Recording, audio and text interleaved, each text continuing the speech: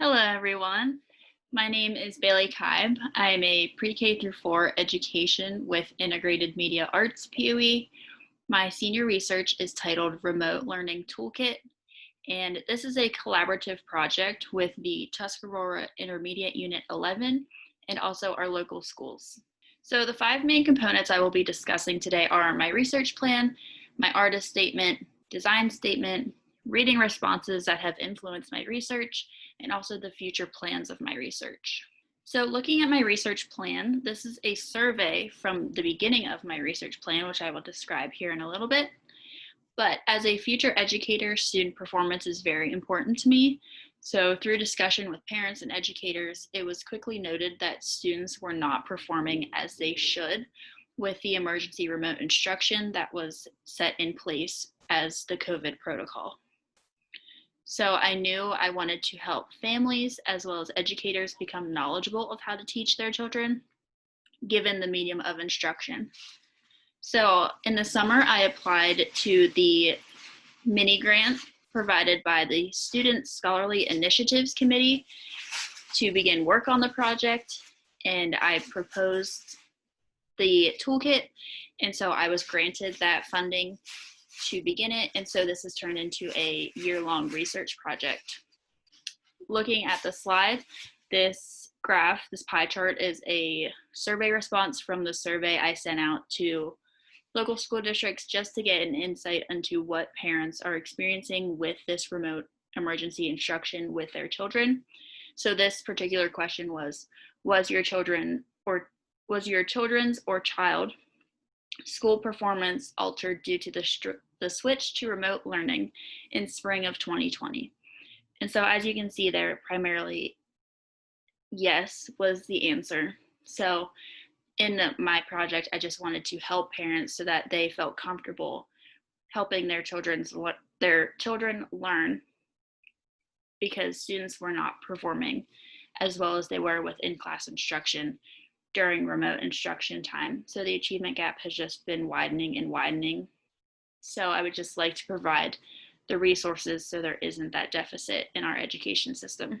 So this next slide is my initial research map. So most of these components remain true at this point in the project. However, at this stage, going into winter break, I am focused on the what component. So I had academic platforms and applications, instructions to perform tasks on platforms. So right now, highlighting the key areas that individuals need that extra support, those resources, is what I'm focusing on now. So creating instructional design models to combat those areas of concern is my current goal. And I will go more into detail of how I am accomplishing that goal further into the presentation. So next is my artist statement. In my statement, I wanted to focus on how my background as an educator, both as a student and a substitute teacher, have provided me the knowledge to facilitate this project. I've been placed in several schools, both in Huntingdon County and Mifflin County, my home county, which have allowed me to create a clear view on how I can make a difference in my future classrooms. Seeing the disparity in the demographics between different counties and also different grades has provided a lot of information on how to create this toolkit in an effective way to make sure that every single student, no matter what their background, they'll be able to flourish with this information. So this slide is my design statement, and this includes what I spoke about earlier in the presentation. So through observation and my survey results, I saw that students are not reaching their highest potential with this remote instruction high flex model. It's not as effective as in-person instruction. It is hard for students to reach their potential whenever families and educators are not up to date on the academic platforms themselves. So they are not able to enhance learning while they are learning themselves. They are learning the content, how to teach it, and the academic platform the assignments is placed on. And they have little to no resources and a rush time limit on how to complete all of those tasks, while also ensuring that all students are learning. Incorporating that individualized component is very difficult whenever you really don't know the academic platform inside and out that you're replacing your assignments, your content, basically your entire classroom on. So it's really important for me to highlight everything so that families, parents, anyone involved in a child's academic learning have the resources available in order to help that student flourish in their academics. So I read a few different articles that helped to create a background on the project. So the one on the left, titled "It Was Just Too Much: How Remote Learning is Breaking Parents," is an article that was published by the New York Times. And that was really a parental's perspective on how all of these different platforms being used are just so overwhelming. Parents, they have full-time jobs, they have other obligations, and so adding that component of having to learn multiple academic platforms is very, very difficult for them. And the one on the right, titled "Schools Confront Reality of Remote Learning: Parents, Educators, Advocates Wrestle with Questions That Don't Have One-Size-Fits-All Answers." And so this article really focused on how you can individualize a kid education in a remote platform. So especially students with disabilities that really need that individualized education, they are not receiving it. So that is another component of this project that I wanted to make sure that everyone was knowledgeable of, is the different ways to differentiate instruction so that all students can receive the support that they need. So my future plans, as this semester is ending, we're moving on to winter break, I have an internship with the TIU 11, and so our goal is to collaborate on making the toolkit and developing the instructional design components for the website that would have the toolkit. And then in the spring semester, I will focus on finalizing the project and testing the site with members of our local school districts. So sending that website link out to all of our administrators to then pass on to teachers, parents, caregivers, everyone in the school districts, so that they can test it out and provide feedback and just see how that helps their support with their children and their academics. Hello everyone, and welcome to my senior capstone presentation, where I will be talking about the research that I am doing for my short film, The Screen Between Us. So to start off, I was interested in looking at the ethical implications of creating AI in our digital creations, especially as they are both prevalent in today's world. I was also interested in the ethical considerations of both managing and controlling AI as well. So to start off, I began by researching biopower.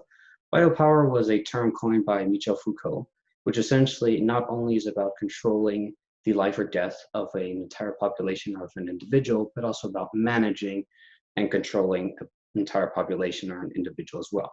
This topic was rather big, so my focus shifted primarily to disciplinary control, which is a form of biopower. Disciplinary control is usually control used by an institution or individual that primarily subjugates an individual body or knowledge to a person. So for example, such institutions that would use this would be a school or a prison, which both limit a person's accessibility, so there are controlled spaces within this institution, as well as controlled knowledge of what is taught to the person. And they are also made in such a way to model behavior so that these individuals, upon leaving, will be fit into a society better.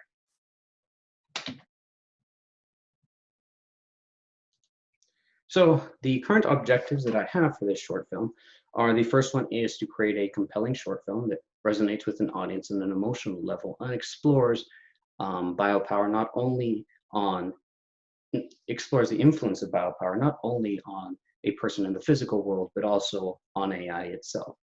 Also, I plan for several parts of the short film to be animated to represent the digital world. Apart from this, I also want to experience the entire process of film production, ranging from pre-production to production, as well as collaborate with a team of students.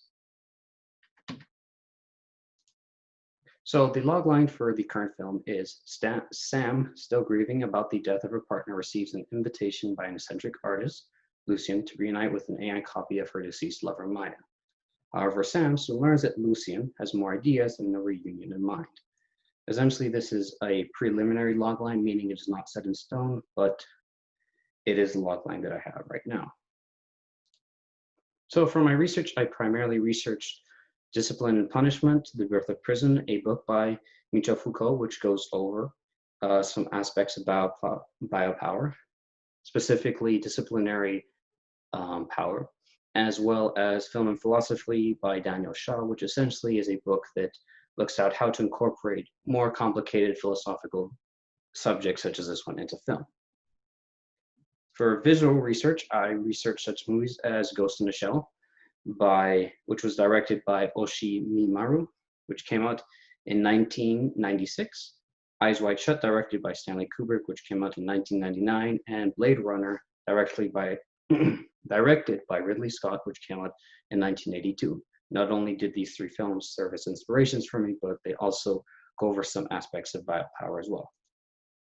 So for my process, I first began by brainstorming the entire outline of the short film and writing each scene with the characters on index cards, as you can see there as an example. I started doing this over the summer and I'm continuing to refine this process. I have already begun writing the script and I'm now on my third draft of the script and I'm coming in around 40 pages as of right now. Hopefully by next semester, my script will be completed. I have also begun to do character concept art. My friend Andre Johnson has helped me to do this. Here's an example of several of the characters that will be in the film. While this is not set in stone, as it is concept art, it has helped me to visualize what the characters would look like and what they would wear. Since the film will also be animated, I have done some location concept art, which my friend Andre Johnson has also helped me with. So here are two of these examples. Once again, they're not necessarily set in stone, but they help me to visualize the location and the colors as well. So for my future plans, I am planning to finalize pre-production, which essentially would mean finishing the script, storyboard, and shot list for next semester, as I plan to begin production as soon as possible in the spring, finish building my team of students that I wish to collaborate with, and make a plan to keep myself, my crew, and the actors safe when filming with COVID-19. Thank you. Hi, my name is Haley, and my POE is Design and Visual Storytelling, and my senior capstone is going to be an animated short film. Just to define the scope of my project, I am researching the depiction of memory and nostalgia within animation. Animation is something that I've always wanted to explore, and it perfectly blends everything that I'm interested in into one big project. So filmmaking, illustration and design, and writing. Fall semester is devoted to research, finalizing my script, doing preliminary sketches, rough animations, and a storyboard. For spring, I will be creating all of the animations, coloring them, as well as doing the background art. I will also be doing a lot of post-production and editing as well. So unlike live action and its photographic-based images, animation can provide a depiction of memory that is more aesthetic and symbolic, and I think this can connect with more audiences because it's more subjective. For example, recollection isn't always as accurate as a movie or a flashback in a movie. Sometimes it's incomplete or inaccurate. And I plan to utilize this in my film, specifically with the visual metamorphosis in animation. When memory is depicted in animation, there's usually a transformation from one thing, person, or object to another, often quick and inaccurate and random, just like memories usually are when they come to us. As an example, this is memory and metamorphosis in Spirited Away.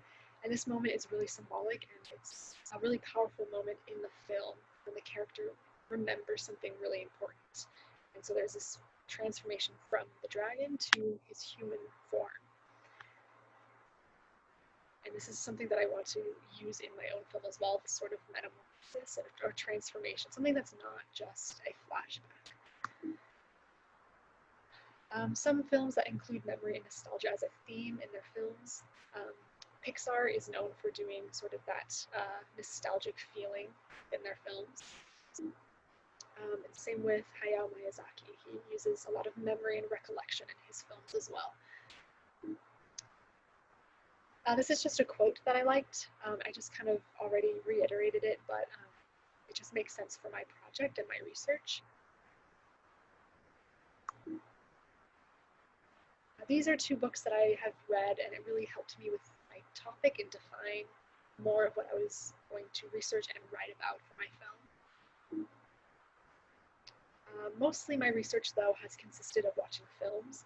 For example, Miyazaki has been a huge inspiration for me just because of his imagination, his imagery, and the way that he tells his stories. They're very mature. And they're fully realized worlds that he creates. And they're always really fascinating and fun to watch. Some more research, just television cartoons I watched as a kid or I watched now as an adult. This just really helped me figure out what I wanted to do with my project. I like that these are character driven. There's a clear story arc, but they're also really fun and just adventurous. And of course, I've also researched short independent films and student production films. I like these because they're more modern, they're unique, they're not mainstream. I mean, these look really professional, but it's nice to see when you actually watch them. You see the artist's hand and their touch within their animations, and sometimes it's imperfect, but it makes it more visually satisfying for me. And as for my story, this is my logline. When siblings Kari and Powell are forced to move to a superstitious town in the middle of nowhere, they soon discover the town's history of missing things on the haunted fields in their backyard. Here, they face their memories and learn to move on. So basically, my story, I want it to be really adventurous. I want it to be character-driven and symbolic. I want to use some of that physical or the visual metamorphosis in, for example, in Spirited Away. I want to use that within my film as well, something that's not just a flashback. My main character, for example, will have trouble moving on from something, and she's afraid of forgetting people or forgetting special memories, so she keeps like a box of objects always with her because they're associated with those memories. She's afraid of forgetting them. Here is some visual inspiration. I like these because they're monochromatic, maybe even analogous color scheme. I like how they are balanced, they all blend together really well, and it makes it really eye-catching. Here's some more inspiration. This is more for the setting, like where the characters move to. The picture on the right is more what I thought of what their house could look like in the middle of the field that they go on their adventures. Here's some sketches. These are character sketches, prop sketches, and some storyboard ideas that I did in the beginning of the semester. And here's some more. It'll make more sense when it's finished. And this is just some of my process. I like seeing it up on my bulletin board just to have everything just there so I can visualize it all. And this is just a painting that I did inspired by the inspiration that I showed earlier. I like this monochromatic look. It's going to be pretty contained to this one location to make it easier on myself, but also I didn't want it to be stale or boring. I still wanted to have a really nice balanced color palette. And here is a work in progress animation. I knew I wanted to practice animating in the beginning in fall semester, just so I knew what I could and couldn't do, what I needed to learn how to do. And it was just really nice to see this play out, how the characters move in and out of space, and how I can make interesting shots just by drawing. Here's another one, and again, it'll make more sense when it's finished. And again, they're all really rough, but I hope to do this throughout the winter and spring break as well, during the spring semester as well. Thank you. Hey everybody, my name is Tatum Poyer. I'm currently a senior studying multimedia production and design, and my senior distinction research is about color theory in film. So what actually is color theory and why does it matter in film? So color theory is a body of practical guidance to color mixing and the visual effects of a specific color combination. So as designers, we often utilize color theory to communicate our vision and to make our work more visually appealing, which is why design harmony is important. Within color theory, there are multiple different color schemes. Some of them are analogous, monochromatic, complementary, split complementary, triadic, tetradic, and then square. In film, color can help decide costumes, set design, lighting, etc. And then also in film, different colors communicate different emotions, which is actually what my research is about, surprisingly. So why did I actually take research? So my original goal of taking research was to produce a film that I knew would be very powerful and impactful. I've always enjoyed working and collaborating with other students on campus because I know that many of my peers are really, really talented. So I always knew that I wanted to work within a team environment for my senior research. Ever since I saw Jacob Novak's film, The Y Men, my sophomore year, I knew that this would always be something that I wanted to do, and it was a huge inspiration for me. And I just thought that it was so cool that he worked with so many talented creatives and then got to showcase his work at the Liberal Arts Symposium. And actually at the time that I saw his film, I was on the video production team and I was actually still too afraid to touch a camera because it made me nervous, which makes no sense. But I just remember feeling so many powerful feelings after watching his film that I knew that this would be what I would want to do to wrap up my career at Juniata. So I've come a long way. So how did I actually decide what I wanted to research? So when it came to figuring out what I wanted to research, for a while I was actually stumped. I remember constantly stressing over the summer because I had absolutely no idea what I wanted to film. And one thing about me is that I'm terrible at making decisions and sticking to them because I just have so many ideas all the time that I want to do. So it's really hard to narrow down to a specific topic. But somehow, weirdly enough, during our first class, everyone was going around the room sharing what they were planning to research. And I was the last to go. And while others were sharing, I had an idea pop into my head. So my idea was that I thought it would be really cool to research color theory in film. And I don't know why that idea popped into my brain, but it was truly impeccable timing. And I thank my brain so much for that. But I was so excited about my idea at the time that I actually walked around telling everyone that I saw about my idea because I was so proud of myself for coming up with it. But pictured here is my research mind map that I ended up completing for the end of the semester. This has changed a lot over the course of the semester, but this is where I'm at now, which is really cool. So overall, I always knew that I was really fascinated by color and how impactful it was in visual storytelling. Another part is that I had also gone abroad last semester and I was in a short film class, and my contributions to the project were to research color theory in film and to figure out how to relate it to our story. And obviously we got sent home early, so that opportunity was kind of ripped away from me. So I kind of want to continue and make up for that lost time and those lost ideas that I had. And another thing is that in my personal life, I've constantly caught myself using the rainbow to express myself. Like every single piece of artwork that I'm attracted to, or even just when I go to the store to buy shoes, I'm always attracted to the rainbow colored stuff. Which I find really interesting. And I actually always thought that I was attracted to that stuff because I was a part of the LGBTQ+ community. And for a while I had to hide my identity about that. And that was a way to express myself. But now I'm just starting to realize that I'm just a very colorful human being. So next, my idea, as I mentioned, has developed a lot over the course of the semester. But thankfully I solidified my research area, which was color theory and film. So I went from there. So my original idea was to produce a series of short films that each focused on a specific color and then the emotions associated with that color.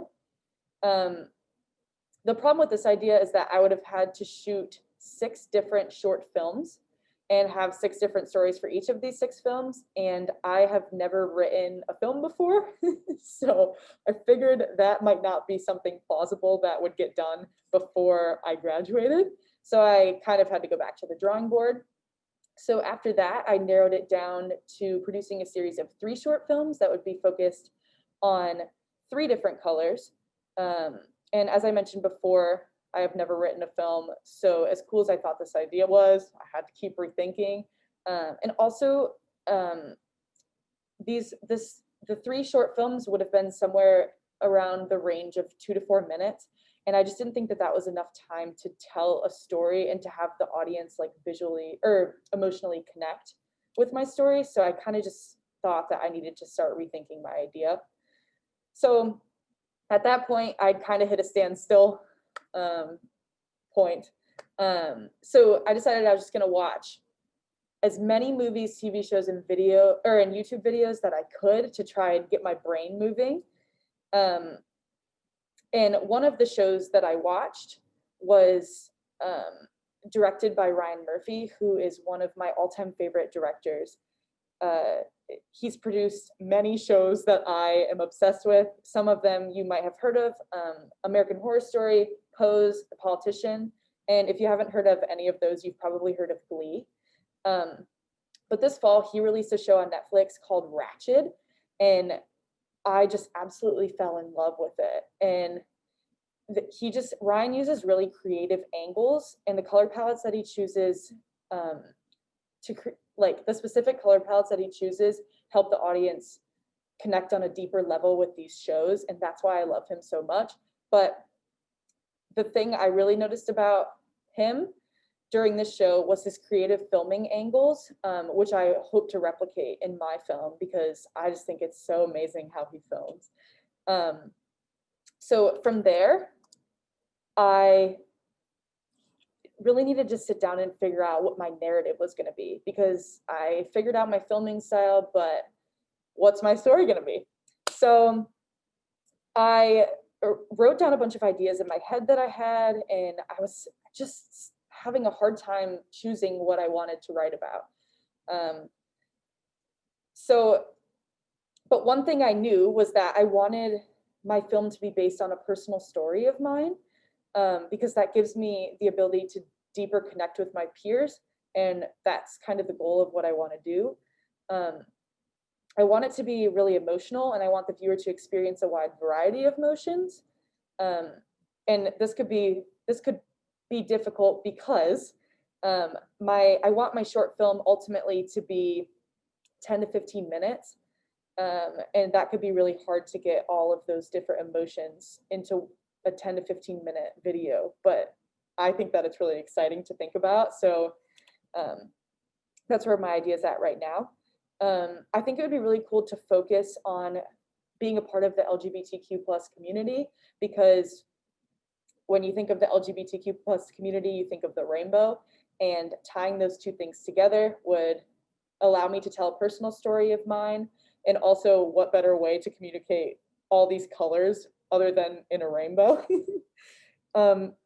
So after I kind of started thinking about having my narrative be surrounding the LGBTQ+ community, I found this video on YouTube, which is titled "I'm Gay." And it's a video produced by Eugene Lee Yang.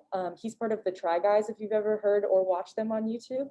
And this story really focuses on color and visual storytelling without dialogue, which I thought was really beautiful.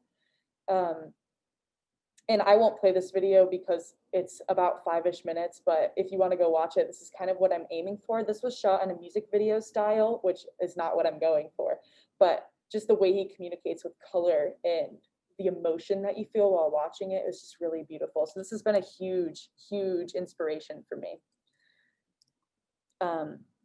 So what happens next? So over break, I am planning on working on writing and storyboarding. So as for the writing portion, Ashley Purvis and I will be working over break to solidify the narrative, and she will be ultimately writing the script for my film, which I'm super excited about. And then also, once the writing is completed, I'll begin narrowing down locations and storyboarding my film so that we're ready to film once the spring semester begins. And I've also listed my deadline schedule for the spring semester. This is just, this is a working deadline schedule, so it'll probably change throughout the semester depending on how that goes. But I'm really excited to get started on that and execute. So ultimately, I just wanted to say, if you're watching this and you're interested in my idea or you have any ideas that you want to contribute, please reach out to me. I would love for you to join my team. As I said before, I love working in a team environment, so I would absolutely love for you to reach out. And also, this would look great on your portfolio if you're looking for something like that before you graduate. But yeah, if you want to help out with filming, editing, production design, being an actor, please reach out. Okay, thank you.